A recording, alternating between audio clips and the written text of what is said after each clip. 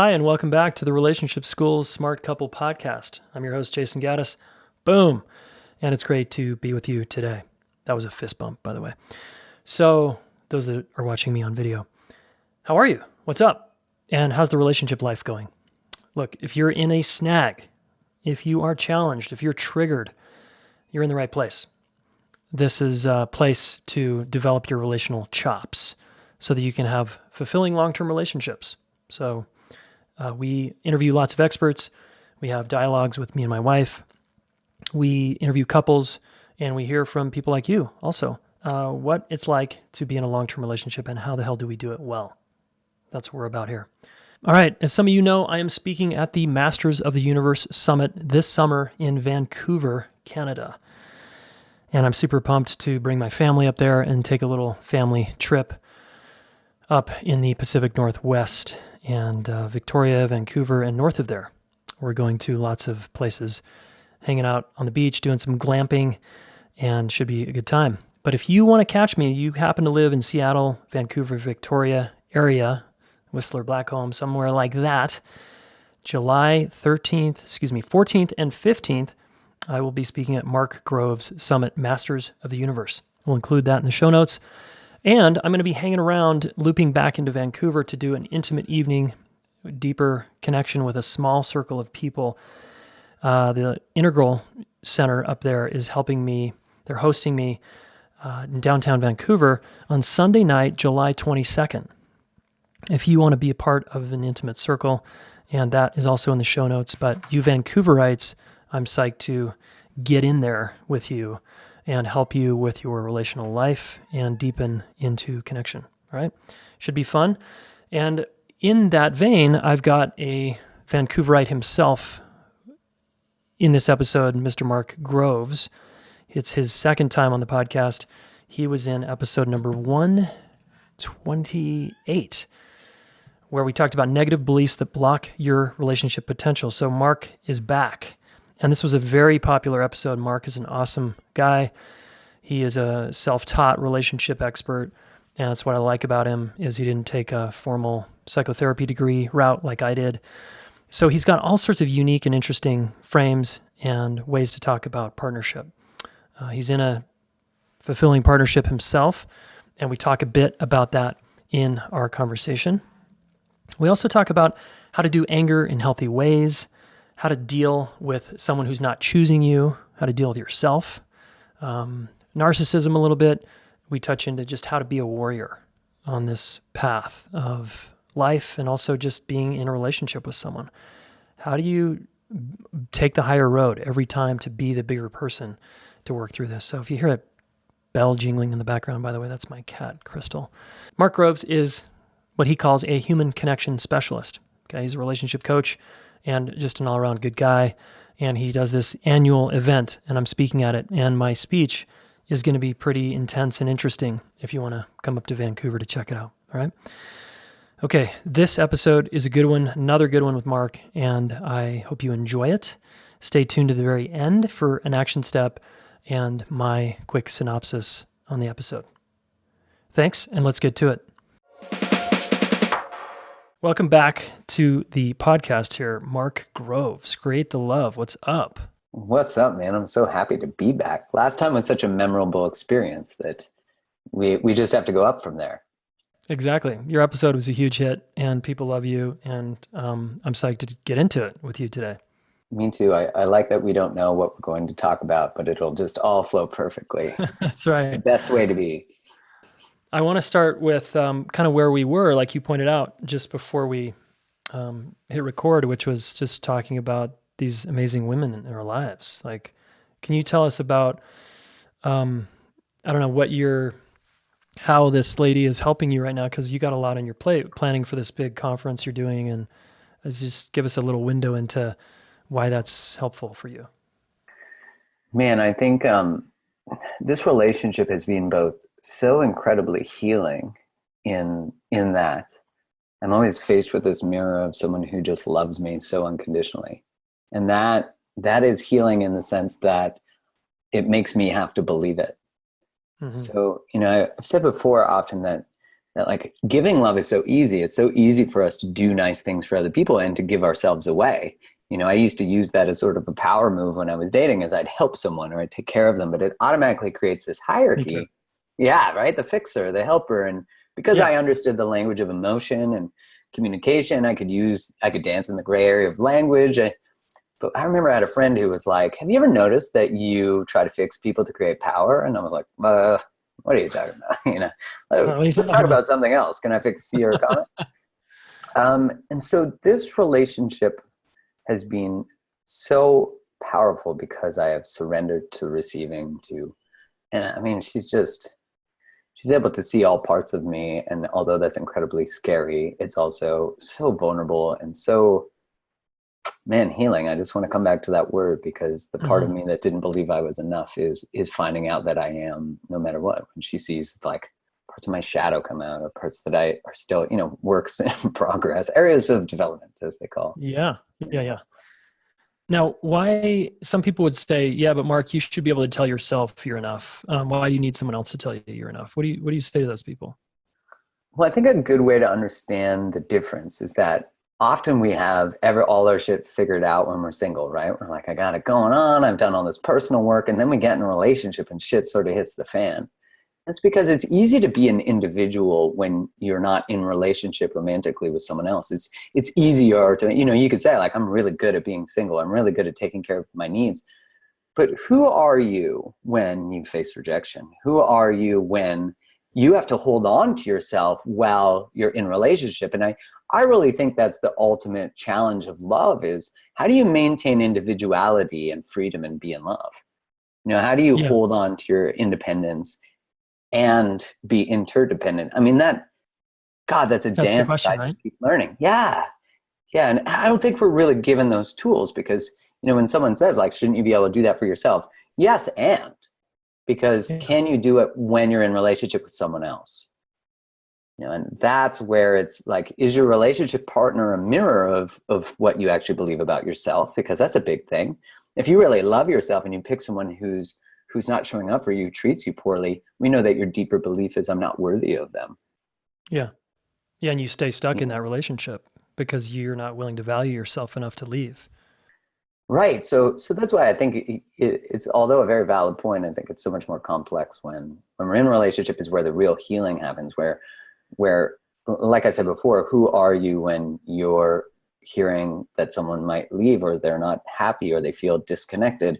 Are you using strategies that cause more disconnection, or are you listening to them and hearing them and Hmm. sort of raising the bar of what you're capable of in terms of intimacy? I always feel like I'm loving on my edge, that I don't really know where we're going next because I've never actually been there. I'm past a place where I loved last that I got hurt, Hmm. sort of dancing in the space of like the unknown Yeah, and pain potential and love at the same time. yeah, yeah. I love that. I was just saying to you before too, like how incredibly helpful, and I also love this metaphor of like I'm loving farther than I've loved before. That's kind of a cool concept to think about. I haven't been here before, and I can say that for me. Been married now 11 years this year, and it's like, whoa, I can't even imagine who I was then and how I was loving my wife then versus how I'm loving her now and how she's loving me. And so you brought up all these points. And I want to speak to just two quickly. One is this notion of receiving love and what an edge that is for people. And then it has to do with the second comment, which is like when I'm stressed out or having a hard time and my wife just says, I believe in you. You got this. Mhm. Just how healing that is. Because I do doubt myself Like I sometimes. feel it. I fall down sometimes and I'm like, oh shit, can I get back up? And she's like, dude, you got it. You got this. It's like, right. So can you speak to how that kind of thing happens as well for you? Yeah, for me, it's that like, when we step into this level of partnership, as opposed to dating someone's potential where they never really achieve it, we sort of mirror their potential. I think in high achieving relationships, and I don't mean achievement from like a material standpoint, I mean from like Right. an ability to connect in depth. And when our partner can say something like, I see who you are, I see that you're so much stronger than you feel right now. And it's almost like this perfect validation, this perfect thing to hear when you're like, oh shit, I do got this. You know, like you get to step back into your power. And I think that's an interesting dynamic, especially, you know, in the current age where there is like a fear of a male having power in a relationship. And I don't mean that in a negative way. I mean that we are in a bit of a gender reassignment or rebellion, or, you know, the relationship structure has never been in such a beautiful and volatile space at the exact same time, which makes it sort of tricky to navigate, you know? Yeah, absolutely. And so when you're down, just as a practical example, if you're having a rough day, what is one thing that your partner says to you that you guys either agree upon ahead of time, or she just comes out with it as a kind of an intuitive hit on how to help you out, and vice versa? What do you do for her? Yeah, you know, she's a magician of words, so I'm pretty lucky. She said to me the other day, there's nothing we cannot get through together. And I was just like, Who doesn't want to hear just that? like, yeah. And I was just like, wow, yeah, like we can. And that made me this like fear of someone leaving because I did, you know, I fucked up or whatever. It's like, she's just so powerful that way. And I think, you know, that's in previous experiences when that's been the support that I've had to provide. It's really been like, I'm not going anywhere. Like, we got this. Hmm. And that feels like, you know, so different than like we are a team versus the world versus we're versus each other versus the world, that you waste so much energy in the conflict that you don't get to outwardly use it. I Yeah. mean, and I think we've all been there in that like spinning cycle of conflict where we don't know how to break the pattern of connection. Hmm. Disconnection, I guess, is the better term. Yeah. Yeah. So do you not have like a specific word you either agree upon ahead of time? Like some couples have that, and it can really work in terms of reassurance. So do you guys more just kind of go with it in the moment, or how? Yeah, I think it might be just that like there's nothing we can't get through together. Like that seems to Yeah. be the one that keeps we haven't agreed upon it, but it seems to be the one that's working and we're going to commit. That's our word now. And those are our words. That's the sentence Okay. that works. That's our And man, billboard currently. Yeah. yeah, that's the current billboard. And it might shift as we need something differently. I really loved, I was listening to Russell Brand not long ago. And I remember him saying that always imagine if you just allowed your identity to be fluid. If you just like never held on to anything about who you are, so you can always, you know, sort of move like water. Mm. I guess that's Bruce Lee. But, you know, this idea of identity being fluid. And as a couple, you were saying like our relationship was so different, likely who I was and how she was 11 years ago. And since the first day I've entered this relationship and I think of who I was 11 years ago, there's a reason I'm not in an 11-year marriage from 11 years ago. But, very different, you know, very different place. And to have compassion for who we've been and where we've Yeah. been, so we can just lovingly show up today. Yeah. Makes all the difference. What are you seeing out there in the people you work with? Like what's hot off the presses in terms of what are people struggling with in your work with your clients and the people you talk to on social media? What are people's big questions that you're fielding?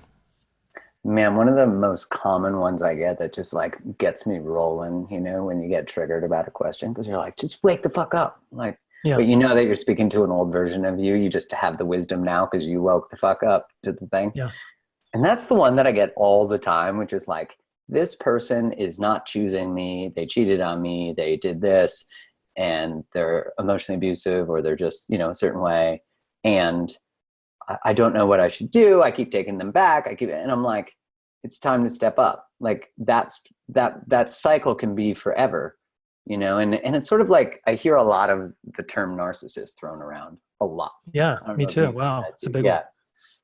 Where people are like, I'm dating a narcissist. I dated a narcissist.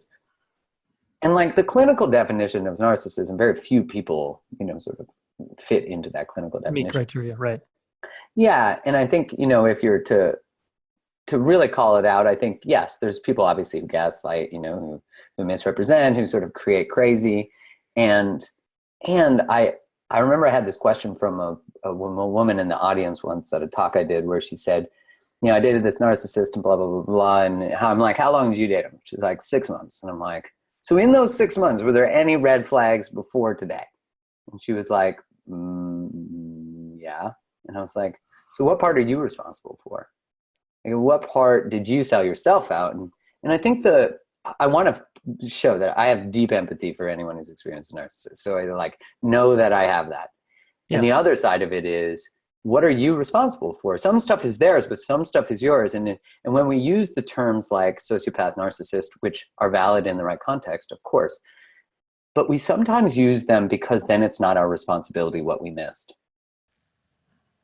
Totally. And I see that a lot. Yeah, and then the blame, right? Oh yeah, the blame toward the narcissism is heavy, and or the narcissist, and that keeps a person disempowered, right? Because then they don't have to change anything about themselves.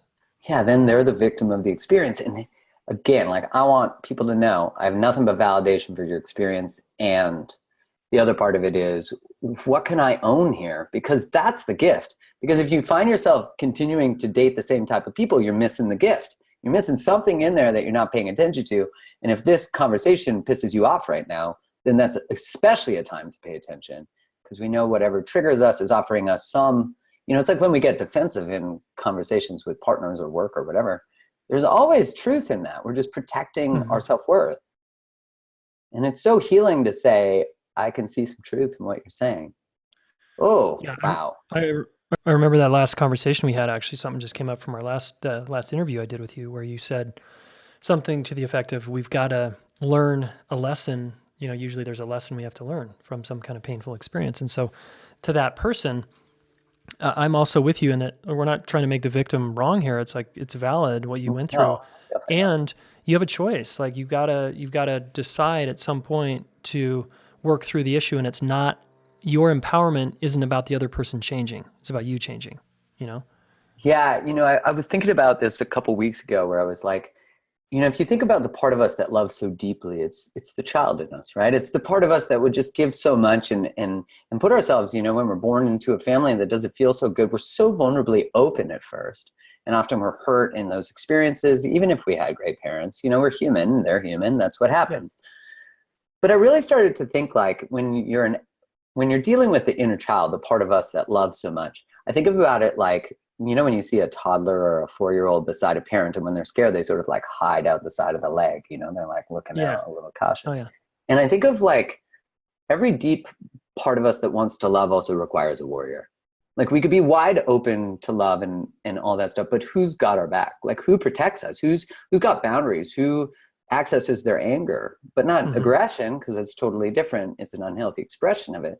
But we're also really afraid of anger. We're really afraid of accessing these parts of us. And I have just loved my journey recently of just accessing what is my deep rage, like going boxing and just like accessing this other part of myself, because then I'm very safe in small parts of it, or small parts of anger. Like I know my edge, and that way I can play in the space that just is like, no, that has boundaries and is able to protect me. And I really, I don't know why I was thinking about it, but this conceptualization of everyone requires a warrior as they open their heart. They require someone who, stops us from being the doormat, who stands up for ourselves, who says no, who also asks for what they really need. I think that's probably the other second comment I get a lot is, when do I ask someone if we're in a relationship? What happens if they don't want it? All that stuff. And I'm like, you ask them when you want to. You ask them when your safety is starting to feel like you need to create some agreements around the relationship. Because if you don't, then you're selling yourself out for this fear. Like, if I tell them what I need, they won't want what I need. Well, then they're not the one. Yeah. And even the thought of the one is also, that's a whole other can of worms. That's a great can of worms, though, we could maybe go down. I love that, because again, you're challenging a person to just stand in their value and say, well, I'm feeling sensitive right now, for example. Well, then the conversation you probably need to have, that needs to happen right now. Not, well, I don't want to push him away, or I don't want to give her the impression that I'm too needy. It's like, stop fucking tying yourself in a knot, right? Is honor what's coming up for you and relate with it and speak to it. Isn't it crazy too when we do that, when we like quiet the voice that wants to share the need, the emotion, we're rejecting ourselves. We're creating, I am too much. Well, we just validated it again. And that becomes this sort of conundrum that we're constantly in, is like, we're afraid of being too much or not, or being rejected, but then we don't share who we truly are and what we truly feel. And we're always rejected. Like, it's just this like crazy train, Yeah. that I've Yeah. been Yeah. on.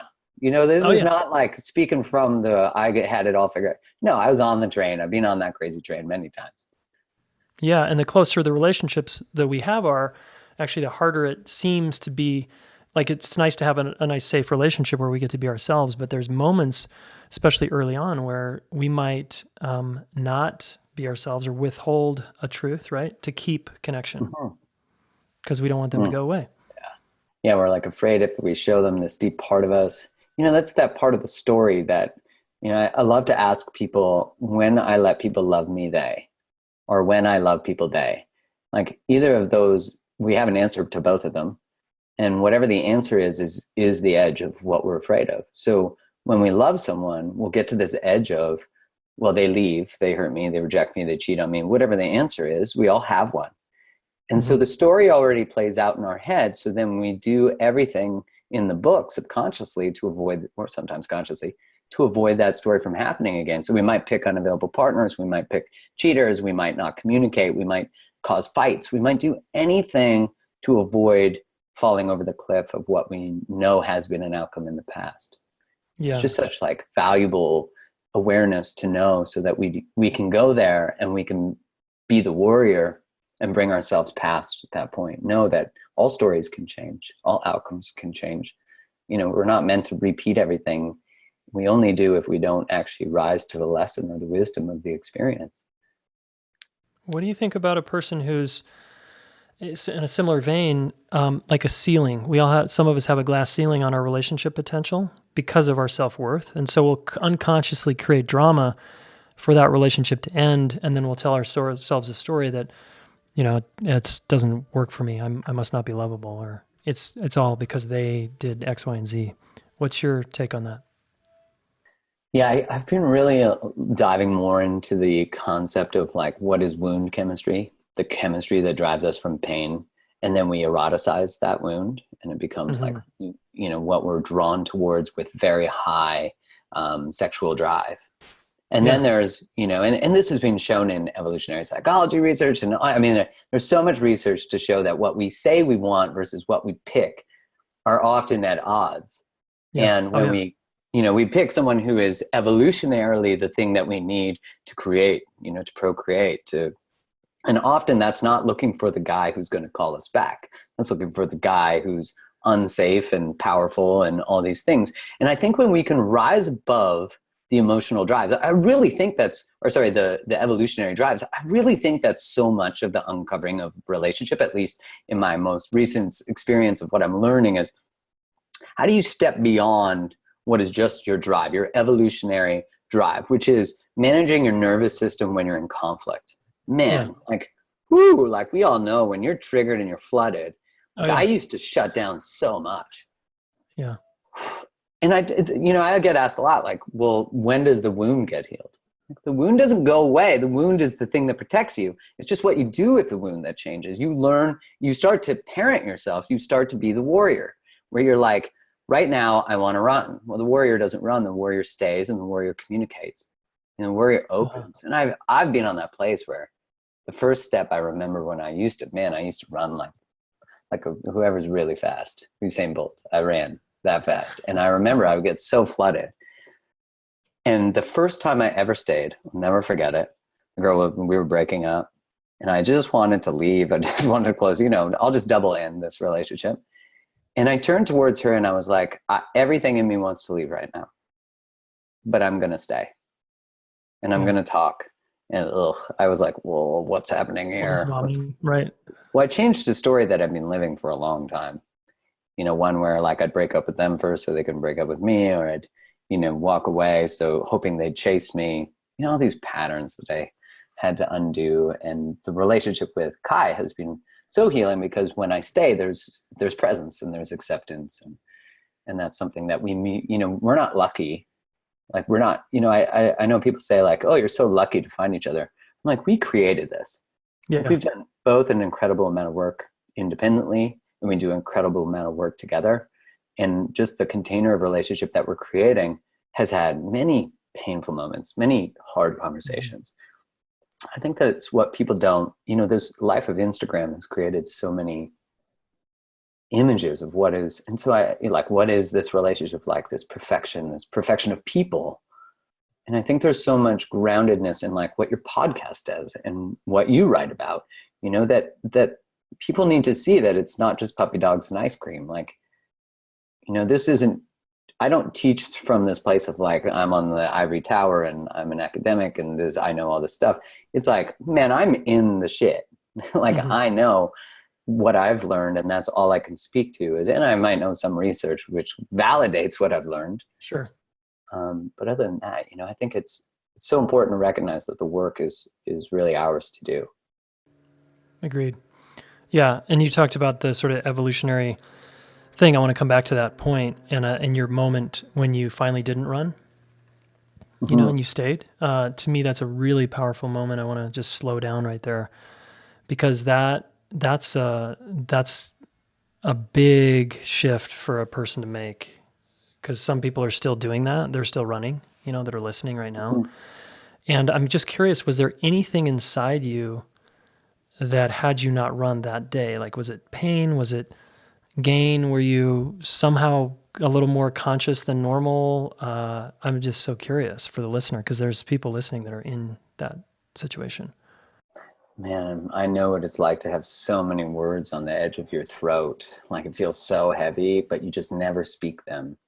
And the reason I stayed that time is because the previous time that I was in a conflict with a partner that had been dating for 10 months, we were like talking about what was not going well. And I was like, well, then I don't think we should be together anymore. And she was like, I'm sorry, what? And it was sort of like, it didn't come out of nowhere, but it kind of came out of nowhere.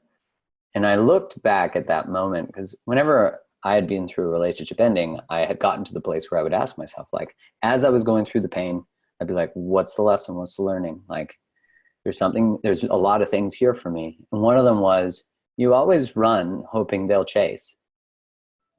And they never do. Mm-hmm.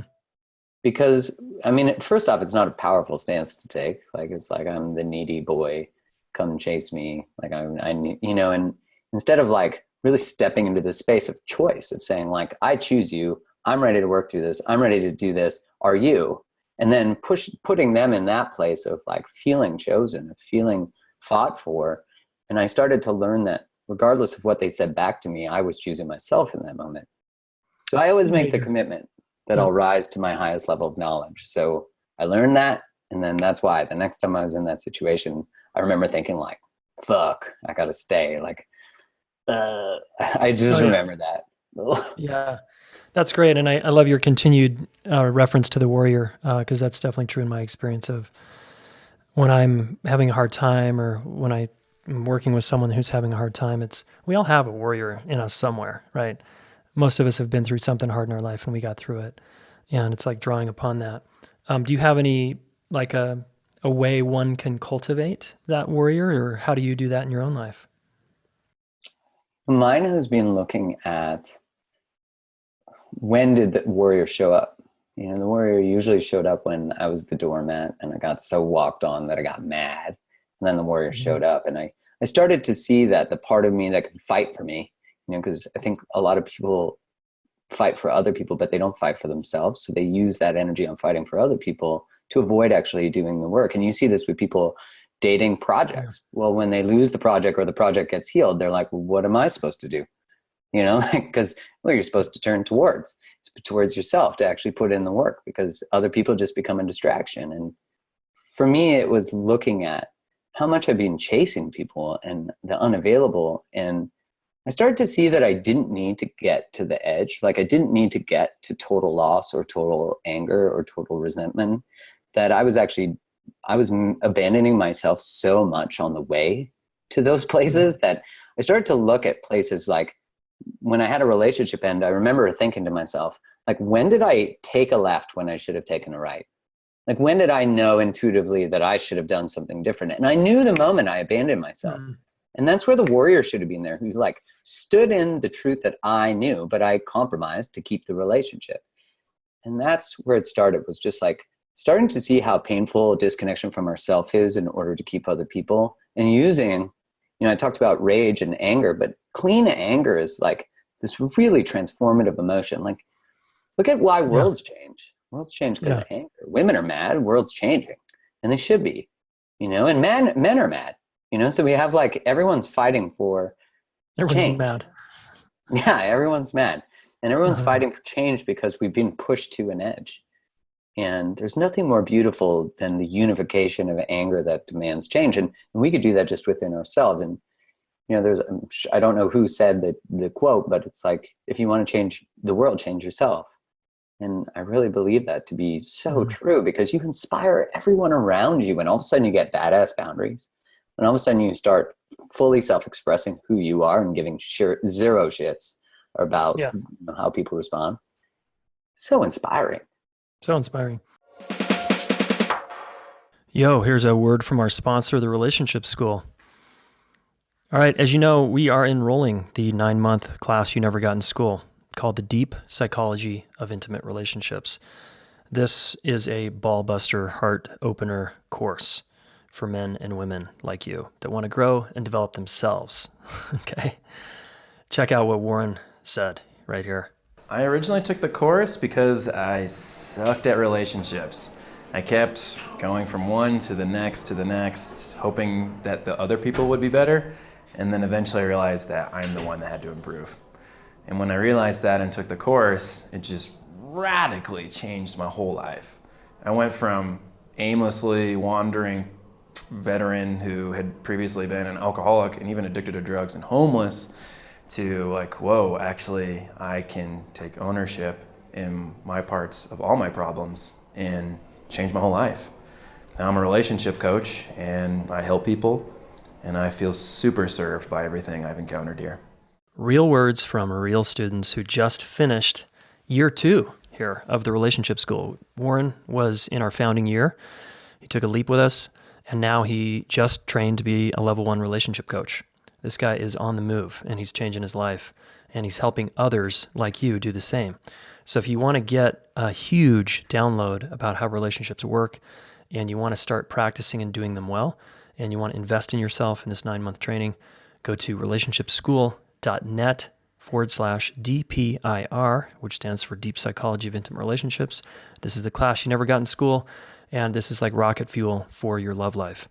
And Warren is a testament of what we're up to here. So hopefully you will make it this year. And now back to Mark Groves. I just want to underscore the power of anger for the listener, that so many people are, there is so much anger going on right now, rightfully so, for all that's happening. And it's like the question becomes, how do we do it skillfully, and how do we receive someone's anger in a way that is generative? And it's like, thank you, honey, for letting me know you're pissed. Got it. I hear you, and I can hear people when they're not throwing daggers at me or violent, obviously. But do you have any tips for anger, skillful anger, giving and receiving? Well, I think a lot of people, when they're on the receiving end of an angry partner, they're often the person who has a very sensitive nervous system to the anger.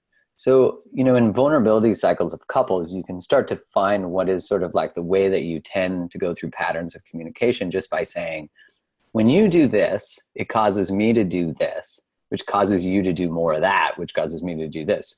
So It could be something as like, when you get angry, I shut down, which causes you to get more angry, which then causes me to get angry or shut down even further.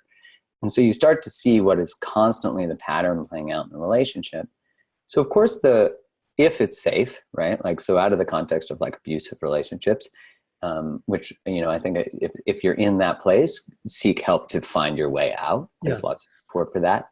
But on the context of just like seemingly a higher decibel volume can cause someone to go into fight, flight, freeze. Like, they could have a parent who was incredibly loud when they were a kid, very aggressive, very angry. And that's templated into their response to anger. And it could be that they're seemingly under no threat by their partner, but they just can't open up, and they just can't really get the words out because there's so much fear in there. And I think if we could see the compassion, right? Like when someone's angry, I start to see like, what part of you is afraid of being hurt? And when someone's shutting down, it's like, what are you afraid of being hurt by? Like that, when we can connect to that part of each other, I think imago dialogue is a great way for couples to practice, where they actually like learn how to truly listen without an opinion. Mm-hmm. I was working with this great couple who, they're funny. Like she was quite reactive. He shuts down, and we were doing imago dialogue, and that's where, so for the listeners, that's where the person says, "Hey, do you have a moment? I just want to talk to you about something," and the other person gets to choose, and then they express what they're going through. And the partner's job is not to have an opinion, not to deflect, not to project, and they go, "Well, what I gather you're saying, blah blah blah," and you mirror it back, and you go, "Did I get it?" And the client was like, "But I have an opinion about this." And I was like, "Yeah, you don't get to have an opinion. Like you have to listen and mirror it." And what I thought was so beautiful about that moment, to be able to see it, is where there's normally this reactivity, which causes disconnection. We now had her receiving him and then hitting the ball back. Like, did I get that correct? Although there was a little bit of, did I get that, And then there was the toss back, which was no or yes, or there's a little more to it actually. Mm-hmm. And then doing empathy. It's a really great way to retrain your nervous system in a very safe context. And it requires partners to be, if you do that for like 30 days straight with all conflicts, it becomes part of your language and your dialogue. And that way you're changing your pattern. You're creating a whole new way of relating. And my God, that changes in every area of your life, because all of a sudden when conflict hits you, you're able to absorb it and stay connected. I think it's so hard for us to maintain connection because we're so used to shutting down or being defensive or getting critical or getting contemptuous. The 4 horsemen, we get into those stages and we create disconnection. And when we can learn that simple bridge, we now are beyond where we've ever been. We've gone past a conversation limit, a ceiling, as you said, that we've never been past. Like, what's past that? Like, more connection. Yeah. And it's so crazy to experience it because it's so cool, even, as a couple personally, but also observing people, that they're like, whoa, like we actually navigated that with some skills. Yeah. I just had another student today say, "I can't believe these tools. I just worked through this huge conflict with a friend, and I'm now like, I'm all in on this because it actually worked, And a lot of it's just, you just need a tool and you need someone to show you how to use it real quick. And then a little bit of practice and it becomes second nature, right? It's part of how you operate. And it's life-changing. It's life-changing. And sure, we have those moments where we get triggered where we can't use the tool because we're just too much in the back part of our brain. Of course. What are you talking about? That's never happened. Yeah. I don't know anything about that. And I wanted to say something about the hurt, the anger and the hurt. Like, I often find that hurt is definitely underneath anger, fueling the anger and protecting from, the anger is protecting the hurt. And so I loved what you said. And for the listener, just this permission, I just really want people to hear, like, it's actually okay to look at someone in the eyes and say, "I'm angry, Mark, I'm angry at you for X, Y, and Z." And that's okay to do. And then for you, on the receiving end, to just be like, "Wow, okay, I hear you." Because you can hear me because I'm not screaming at you. I'm not throwing things. I'm not throwing verbal insults. And can I take a breath and really let the person in and be like, "Got it. Thanks." And then we can eventually get to the hurt that's driving that. But first, like, I feel like so many people shy away from just expressing a simple "I'm angry" statement because it's so not okay, right? In this culture, like, oh, that's so bad. Yeah, it's like something we really like avoid. And that makes anger inaccessible because if you think about, the message from a spiritual sense is it's like, just choose love. It's like, you can't bypass anger. Yeah, no. Anger is very much love, Absolutely. All of it's love. So choose love is saying no. Like, that's enough. When you have anger at that space where you can use it to just really go right at the space and be able to say no. Like, that's not okay. How you're speaking to me is hurting. And And it's such a powerful place to be, because all of a sudden the kid in you is going, I can actually love under this protection. And I feel cared for. Like if you came at me with that kind of energy, like, no, there's a way in which you actually care about us and me, and you're taking a stand, right? Isn't it kind of, like, I remember the first time I stood up for myself with a girl, which I did not used to do. I was such a doormat.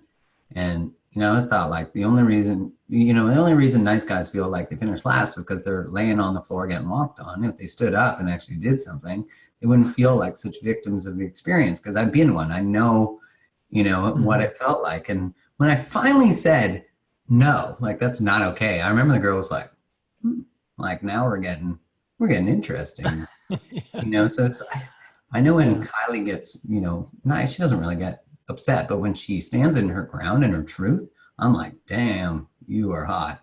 So it's like It's totally hot. Getting punished, and I'm excited. It's like a sexy contrast. Totally. My wife sometimes, this is rare, but one time, I guess, it's pretty rare, but one time I was just fucking going on and just in my head about something, and she was like, and I was listening to her, but I was like talking, right? supposedly listening. And she like just hit her hand on the countertop. It was like, stop.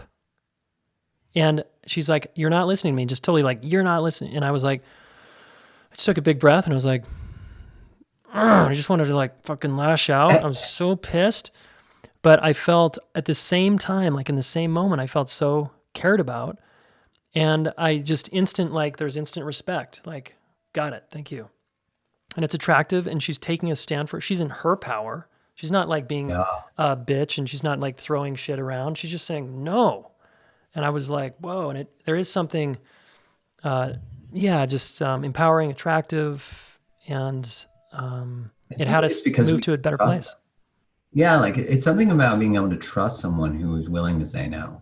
Because when they look at in the workplace, when people say no to work that they don't want and build structure around their workplace, they're actually more likely to get promoted, because the people who are managing them can trust them that they'll actually speak up and stand up for themselves. Mm-hmm. I don't think that's dissimilar in romantic relationships or any kind of relationship. Like, who do we trust most when we're in the stuff? We trust the people who tell us the truth. That's right. Yeah. And that truth is, to me, vital in my marriage. I mean, I'm guessing it's the same in your relationship.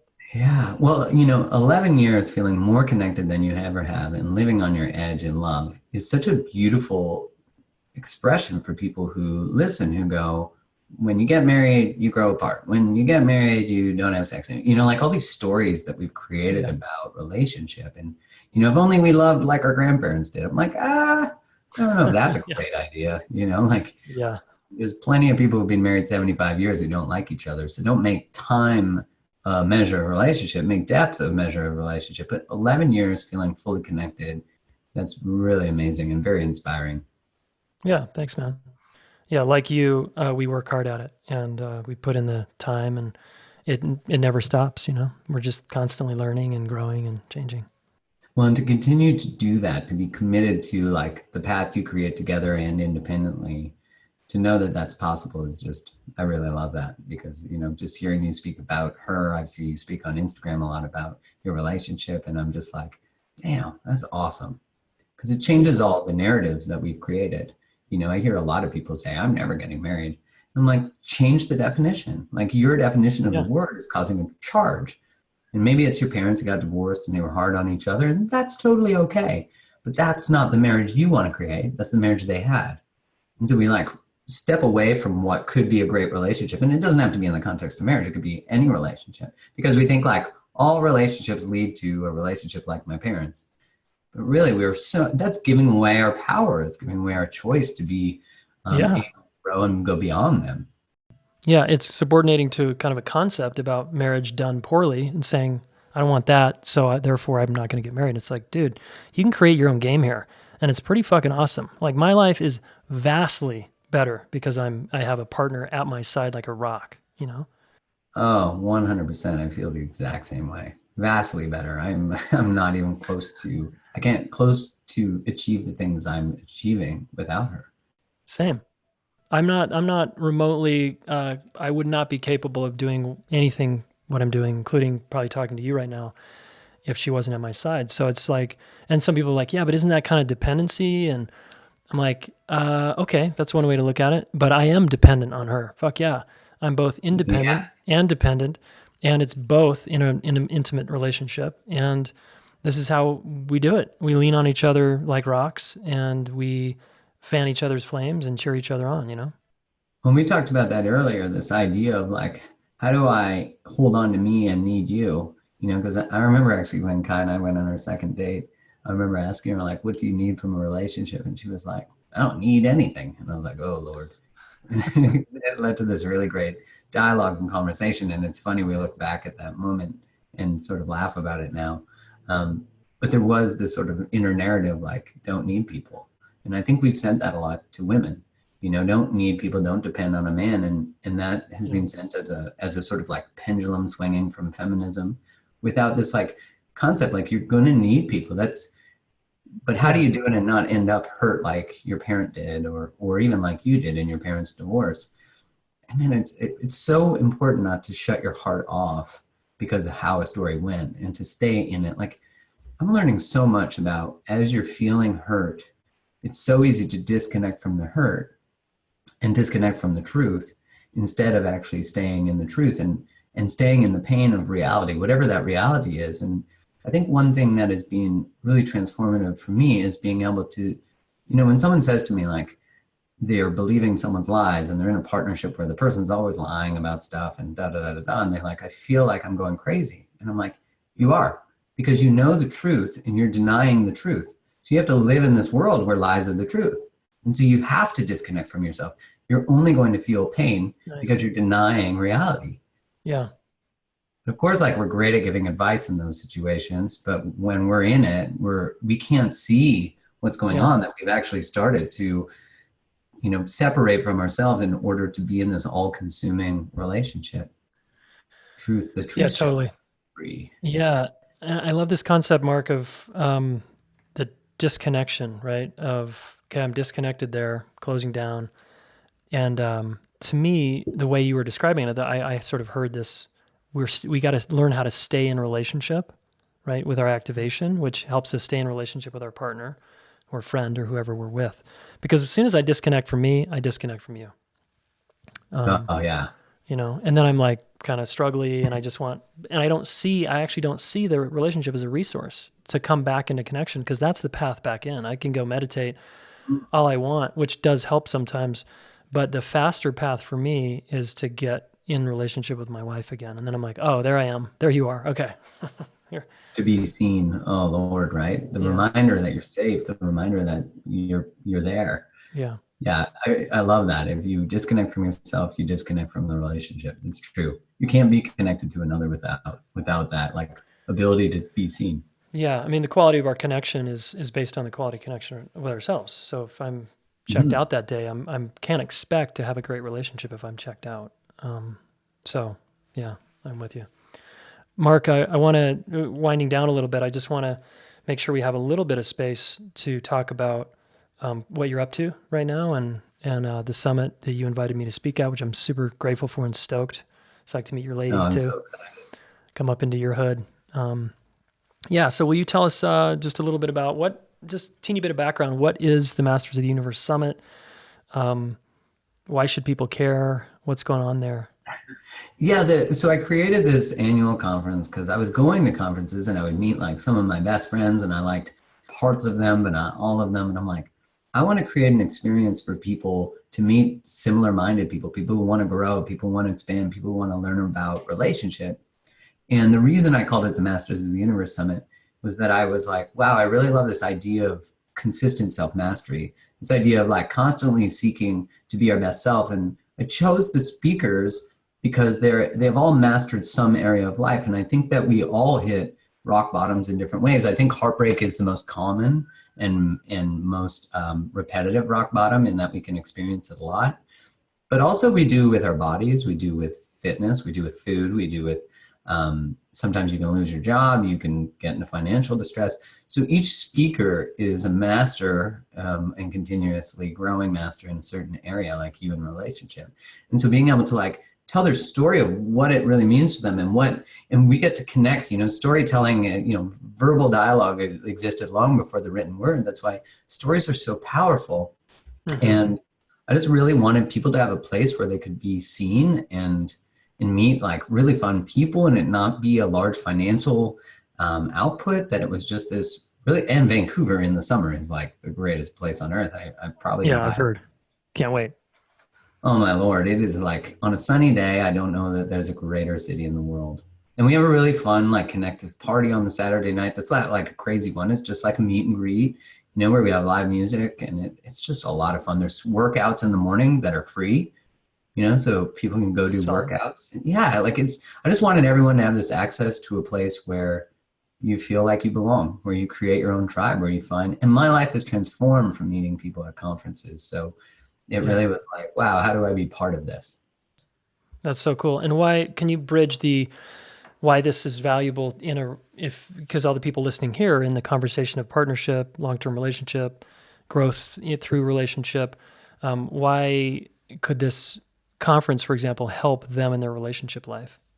Well, whether you're coming independently or as a couple, first off, doing anything that's a little scary, like you've never done, going to a conference, going to a different city, is always leading you on your edge. And I think that's one of the biggest, most expansive parts, is going.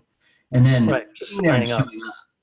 Yeah, participating and actually staying present and leaving when not leaving when you're uncomfortable. And I think we also need a lot of like validation that we are actually normal, like that we are wanting to grow and expand. And sometimes when we're doing that within the context of our current social circle or our current lives, it's really hard to feel accepted, because as we change, we sort of challenge the constructs of the people around us.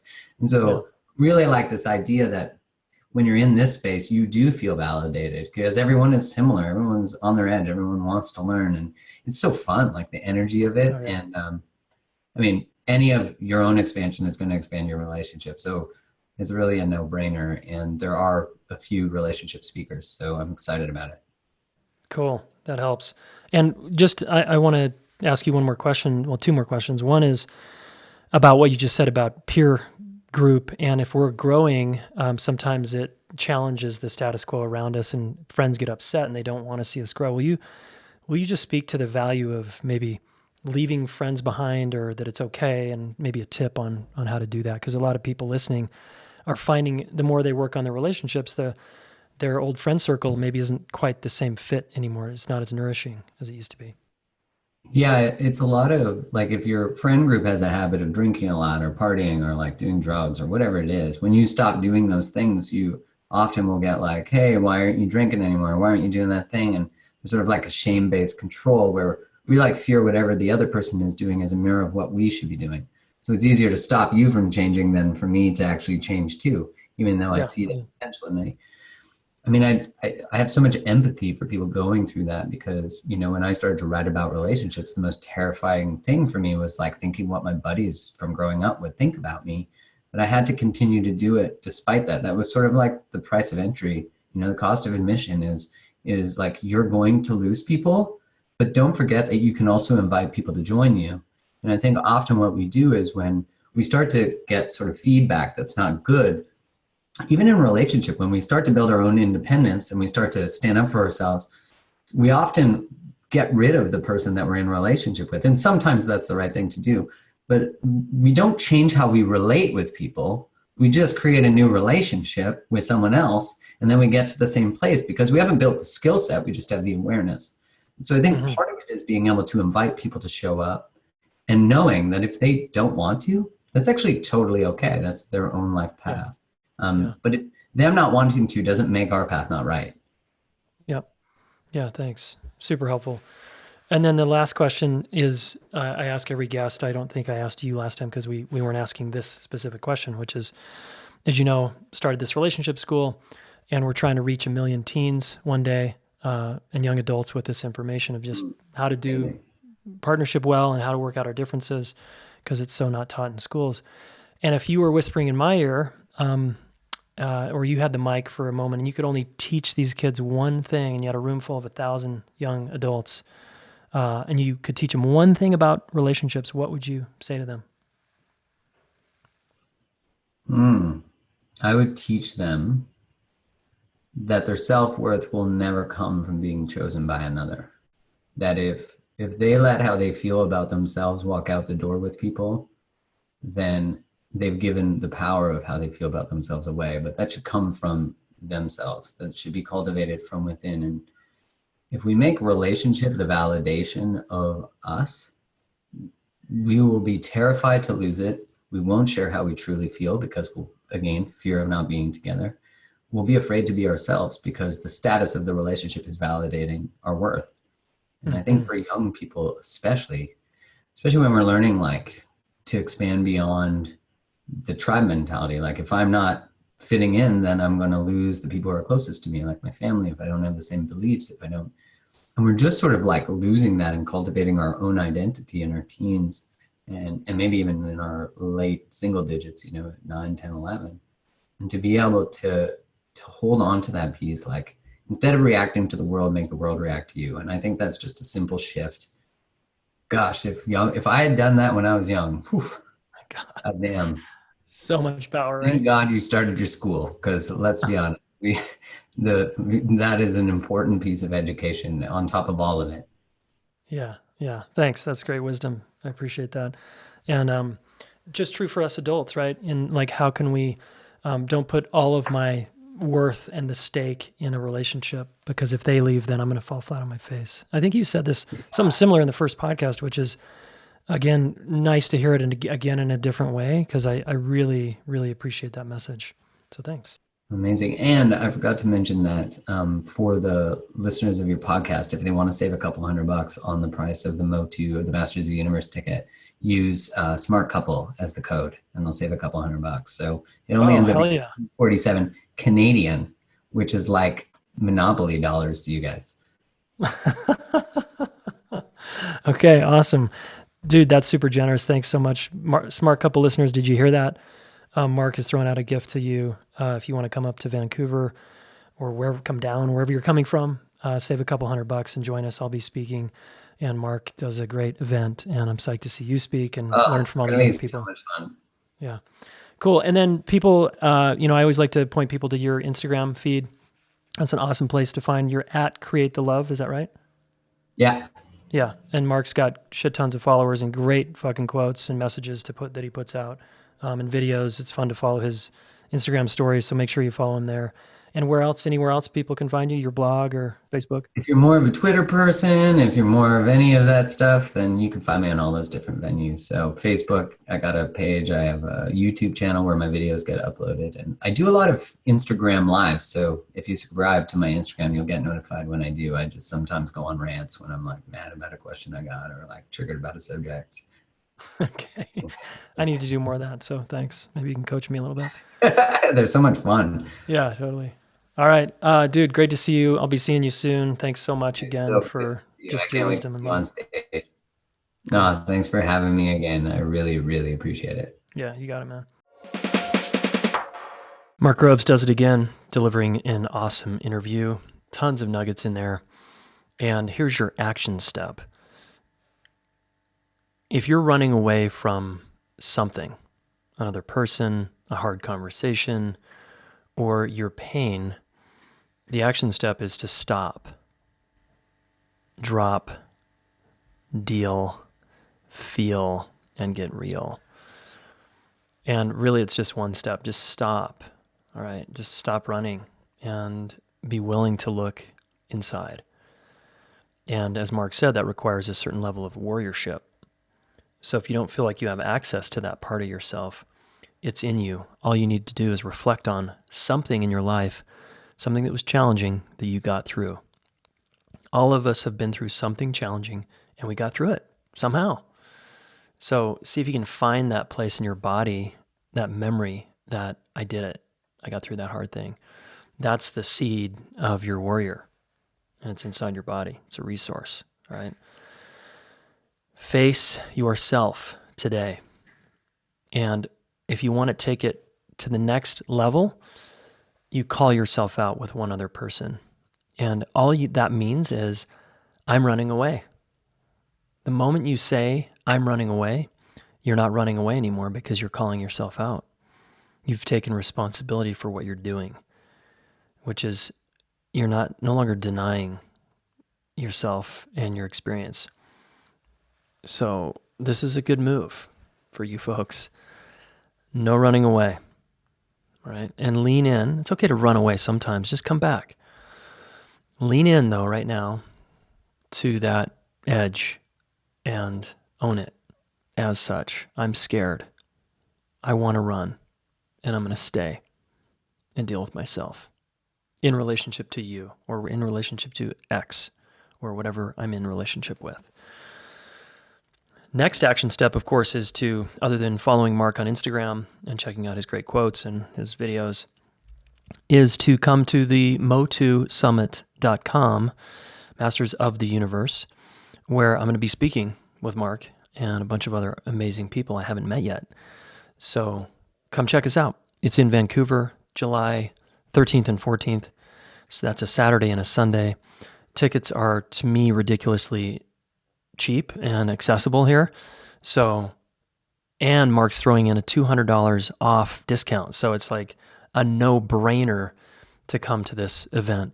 And it's really, the way I understand it, is it's an event for people that want to grow and live their best life and develop themselves in a strong way. So that's you, because you're listening to this podcast. It's geared toward growth development types, right, like us.